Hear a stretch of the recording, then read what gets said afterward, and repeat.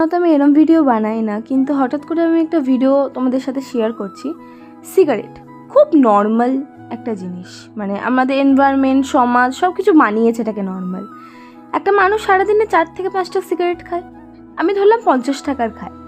একটা বাচ্চার তুমি একটা 50 টাকা চকলেট কিনে দাও, যারা দিন আনে দিন খায়, যাদের কাছে 50 টাকা চকলেট মানে বিশাল ব্যাপার, তাদের কাছে কিন্তু ওই স্ট্রেসের সাথে ডিল করা বা রিল্যাক্সড হওয়ার জন্য ওই 50 টাকা চকলেটটা টু দি এনাফ।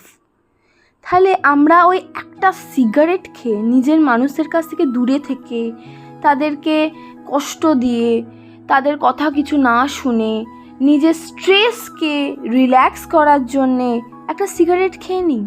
এটা কি সত্যিই খুব দরকার আছে? স্ট্রেসের সাথে ডিল করার কি আর কোনো উপায় নেই? তোমার নিজের ফেভারিট খাবার খাও, নিজের পরিবারের সাথে টাইম স্পেন্ড করো, তারা কি তোমার কাছে ম্যাটার করে না? যারা সিগারেট খাও, আমি তাদেরকে জ্ঞান দেবো না, কিন্তু জাস্ট একবার কথাটা ভেবে দেখো।